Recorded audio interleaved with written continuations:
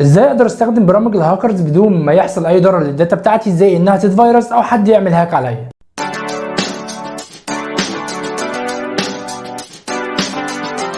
ازيكم يا شباب واهلا بيكم في حلقه جديده. كان في حد سالني قبل كده عن افضل طريقه اقدر استخدم بيها برامج الهاكرز بدون ما يحصل اي ضرر للداتا اللي عندي على الجهاز، زي انها تتفيروس او حد يعمل عليها هاك. بص انا هقول لك على طريقتين مش طريقه واحده. هنستخدم نظام تشغيل كالي لينكس. وده ايه ده ان شاء الله؟ نظام تشغيل كالي لينكس هو نظام تشغيل بيستخدمه المتخصصين في مجال امن المعلومات والهاكرز، ده لانه مليان برامج تقدر تستخدمها واوريدي متسطبه جاهزه، يعني مش هتحتاج انك تدخل على النت وتنزل البرامج وتعمل لها انستول والدوشه دي كلها. لا، نظام تشغيل عليه البرامج جاهزه. واحد هيقول لي يعني انت قصدك ان انا انزل كالي لينكس دي واسطبها دايركت على الجهاز عندي؟ هقول لك لا، لان ده برضو لسه في ريسك على الداتا اللي عندك على الجهاز. طيب امال هنعمل ايه؟ هقول لك ان احنا هنسطب الكالي لينكس دي او هنشغلها كفيرشوال ماشين، يعني كنظام تشغيل وهمي، وده مش هيضر الجهاز ولا هيضر اي حاجه على الجهاز عندي. هنعمل كده باستخدام برنامج VMware Workstation، وده برنامج اقدر بيه ان انا اشغل اكتر من نظام تشغيل في نفس الوقت، زي نظام تشغيل وليكن لو انت عايز تشغل ويندوز اكس بي 7 8 ويندوز 10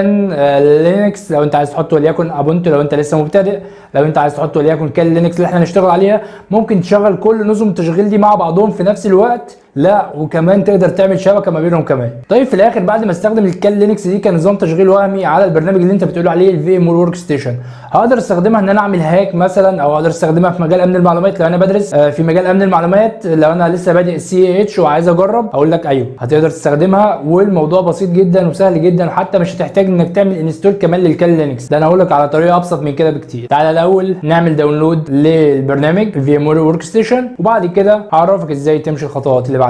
طيب اول حاجه هنعمل داونلود للفي ام وير ورك ستيشن. هنيجي كده على جوجل وهنكتب في ام وير ورك ستيشن داونلود، وهنختار اول اختيار كده وهنضغط على داونلود ناو. هيبدا يحمل معاك، وبعدين نبدا نعمل انستول زيه زي اي برنامج على الويندوز. نيكست وبعد كده فينيش. هنروح تاني على جوجل وهنكتب كالي لينكس في ام صار فيرتشوال ماشين او في ام وير، واول اختيار. بعدين نضغط على اي لينك من دول وليكن 32 بت، بس احنا هنختار 64 بت، وهعرفك بعد كده الفرق ما بينهم. بعد ما يحمل هنعمل اكستراكت، وبعدين نروح على برنامج الفي ام وير ورك ستيشن ونضغط على اوبن ا فيرتشوال ماشين، ونروح على الفولدر اللي عملنا اكستراكت عليه وندور على ملف الامتداد بتاعه .vmx. ضغطتين عليه هنلاقي النسخه اتعمل لها امبورت على البرنامج. بعدين هنضغط على باور اون ذيس فيرتشوال ماشين، هنشغل الفيرتشوال ماشين دي، هتبتدي تشتغل معاك وهتبتدي تتحمل معاك زي ما احنا شايفين كده. وبعدين هتحط اليوزر والباسورد بتوعك الاثنين زي بعض، كالي.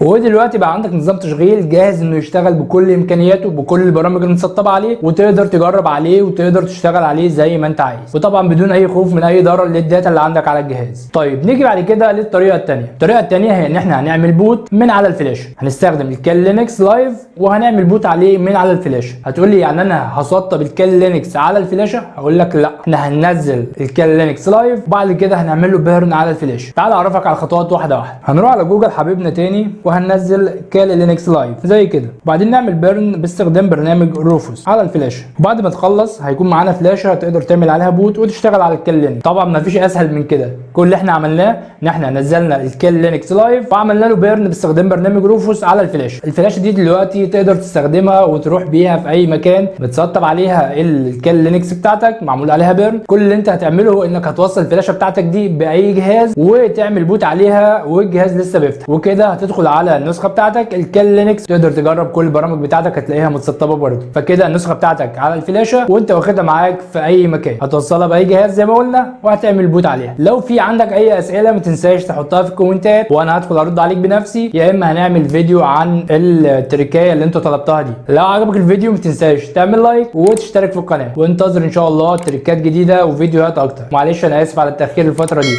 واشوفكم ان شاء الله في حلقه جديده. سلام.